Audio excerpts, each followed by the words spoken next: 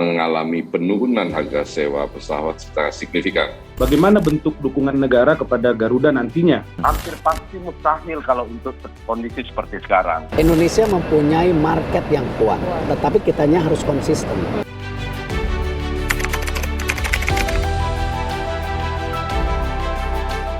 Tercapainya homologasi dalam penundaan kewajiban pembayaran utang PKPU PT Garuda Indonesia Tbk GIAA merupakan kabar yang menggembirakan, tetapi juga merupakan awal dari perjuangan yang baru. Hasil keputusan ini menjadi tantangan bagi manajemen Garuda untuk dapat mewujudkan beragam rencana bisnis yang tertuang dalam proposal perdamaian. Proposal tersebut disetujui Majelis Hakim Pengadilan Negeri Jakarta Pusat pada Senin 27 Juni 2022. Pengesahan tersebut sesuai dengan dukungan mayoritas dari para kreditur berdasarkan agenda pemungutan suara atau voting yang berlangsung pada Jumat 17 Juni 2022. Apa saja strategi jitu yang telah disiapkan Garuda untuk merealisasi rencana bisnis sesuai proposal perdamaian? Dapatkah Garuda berbenah hingga membalikan keadaan menjadi maskapai penerbangan yang meraup profit? Sobat bisnis, inilah Fokus. Setelah homologasi didapat, manajemen Garuda otomatis wajib untuk bekerja lebih keras lagi guna merealisasikan isi dari rencana bisnis jangka panjang 2030 yang tertuang dalam proposal perdamaian. Irfan Setiaputra, Direktur Utama Garuda Indonesia berkomitmen untuk menjaga kepercayaan yang diberikan oleh kreditur dengan segera mengimplementasikan rencana bisnis yang tertuang dalam proposal perdamaian. Rencana bisnis tersebut yakni pertama, pembayaran kewajiban usaha melalui kas operasional. Kedua, konversi utang melalui ekuitas. Dan yang ketiga, restrukturisasi baik dalam bentuk penerbitan surat utang baru maupun ekuitas. Garuda selanjutnya merinci mekanisme pembayaran kepada kreditur yang terbagi dalam beberapa klasifikasi.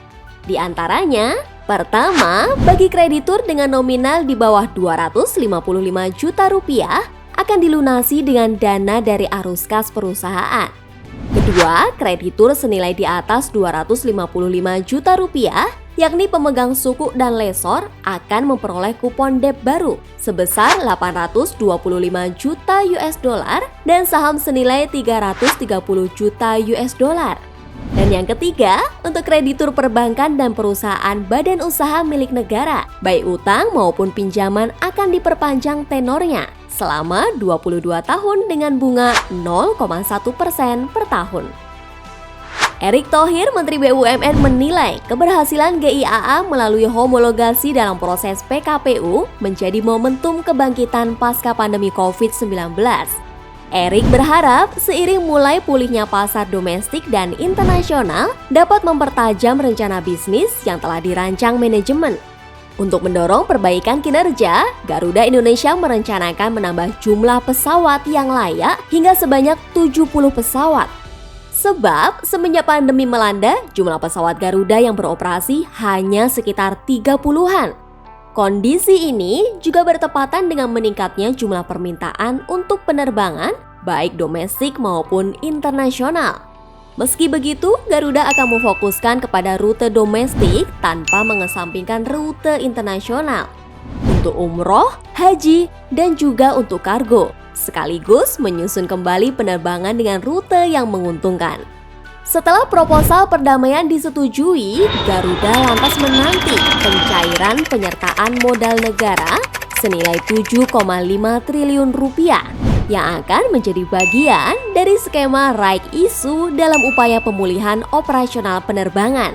Pemerintah dalam hal ini Direktur Jenderal Kekayaan Negara Kementerian Keuangan, Ronald Silaban, memastikan proses pencairan PMN terus berjalan. Ronald menyatakan bahwa pencairan modal bagi seluruh BUMN akan berlangsung dan tuntas pada tahun ini.